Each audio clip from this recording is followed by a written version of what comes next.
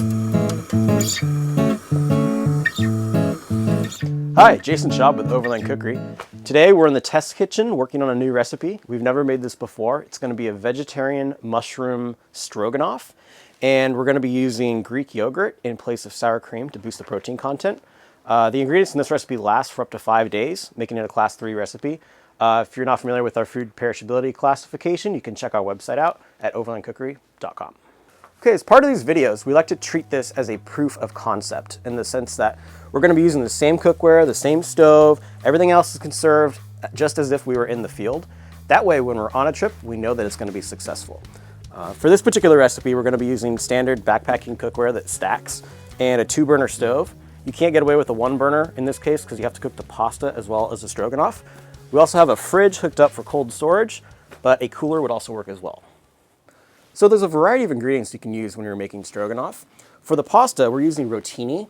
Now traditionally you'd use an egg noodle that's very thin, but I find that those are delicate and they can crack in dry storage. Rotini is robust, and I've had really good luck with this when we're traveling. Going down the line, we have some white wine. I like the white wine that comes in these small mini bottles. They're plastic, you can crunch them up, and you don't have to pack a whole bottle of white wine just for one recipe. We're going to be using shallot. Herbs Provence or any Italian or universal herb blend will be nice for this. Vegetable bouillon, mushrooms. We have cremini and a couple different types of oyster mushrooms in here. Butter or olive oil, Greek yogurt, and Parmesan cheese for the topping. Almost forgot, we're also using garlic today too. And a quick side note on safe food handling. We always wash our hands, that's a given, but whenever we're in the field, we like to demonstrate good hygiene, and we do that by wearing nitrile gloves. Start with bringing your pan up to a low temperature, and then work on slicing your garlic and shallots. Okay, now we're gonna slice the shallot thickly, smash the garlic, chop that finely, and slice all of our mushrooms.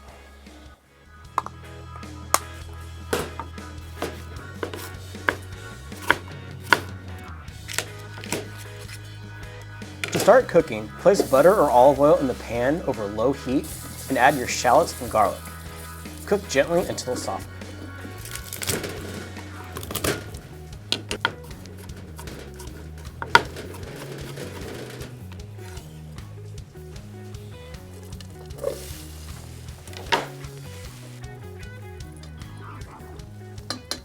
Okay, I mentioned that I like to cut the mushrooms thick. I do that because I like the texture and the visual contrast that the mushrooms lend to the recipe.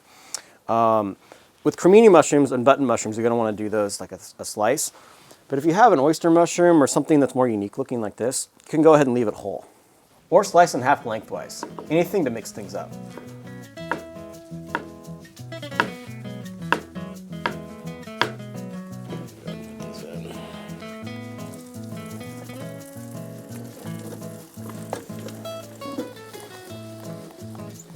So once you've added the mushrooms to your shallot and garlic mixture, go ahead and cook it down to get a lot of the water out.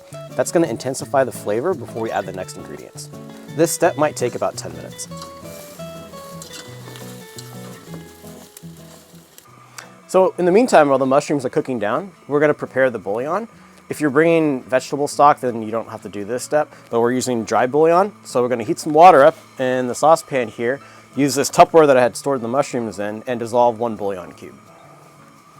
So while we're cooking this down, I'm thinking that now is a really good time to add the herbs. That would help really infuse the flavor into the dish. Okay, so our mushroom mixture has gotten really nice and soft. Now, we were debating going back and forth on whether or not to add flour. A lot of recipes called for it, and I understand why. You want to make a roux to help thicken the sauce. But we're using Greek yogurt, and I think it's going to be thick enough. So the next step is to deglaze the pan with the white wine. Go ahead and cook the alcohol out. That'll intensify the wine. After deglazing the mushrooms, go ahead and put the pasta on to cook, bringing the water back up to a boil. So the wine is cooked down. Next, we're going to add the Greek yogurt and our vegetable stock.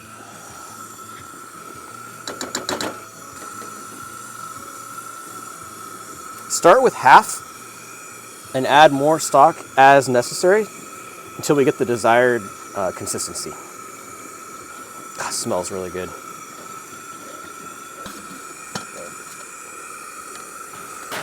So, sorry, do that one more time.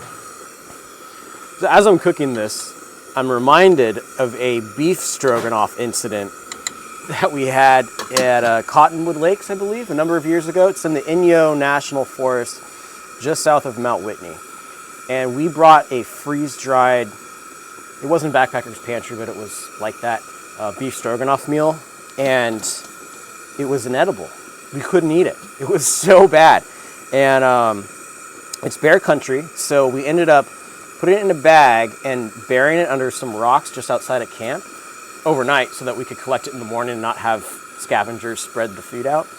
But I remember watching a pack of marmots go up to inspect what we were doing, and I swear when they smelled what it was, they ran. Like the marmots didn't even want to eat the beef stroganoff. It was so bad. Hopefully this won't have the same effect. It's like curdling or separating. Let me keep the lid off to cook it down a little bit. Okay, so our pasta is just about done, and we're gonna drain it and add it to our stroganoff. A quick note, we noticed after cooking the stroganoff down with the yogurt that the yogurt kind of separated or curdled a little bit. It might be due to the temperature difference when we put it in. We're not sure. So what I did is I made a very small roux, about 1 tablespoon of a light blonde roux, so just butter and flour. Added it in to thicken it, and it really helps kind of make it all cohesive and bring everything together again. So doing this again in the future, I would definitely add the flour in at the initial stage before adding the wine to make that roux within the sauce to help prevent it from separating.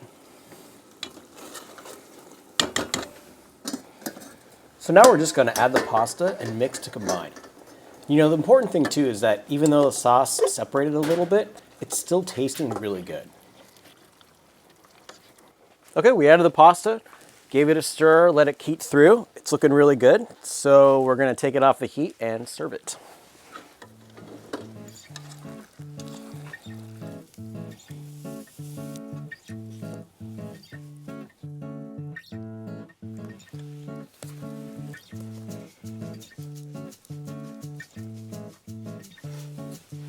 If you have fresh herbs, that would definitely be indicated here.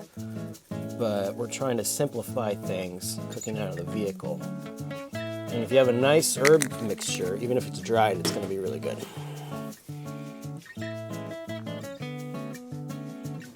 Okay, we're ready to go. Now it's time to taste test this recipe.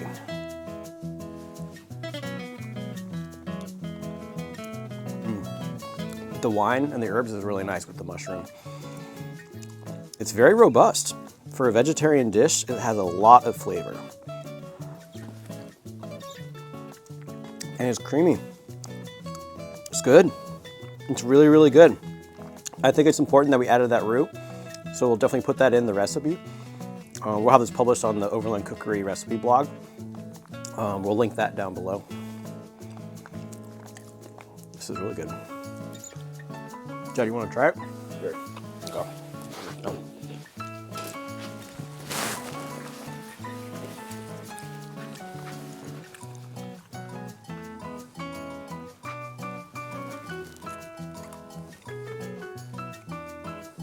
Wow, very rich flavors.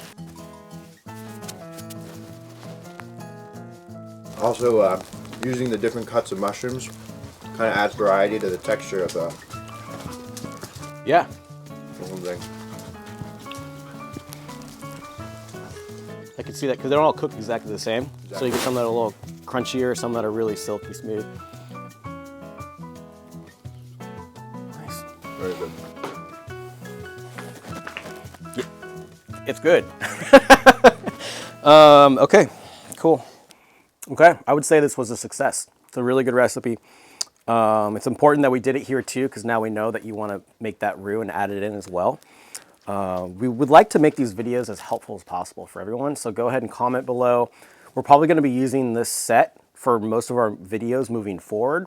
That way we have a lot of recipes coming out for you guys, and then we'll focus on doing longer term trips as we can. But practicality dictates that we can get a lot more videos done here. In the meantime, check out the rest of our cooking demos here on YouTube. And for a full printed copy of this recipe, check our recipe blog and online store out at Overland Cookery. We have patches, stickers, and of course, our cookbook, Overland Cookery. We'll see you out there.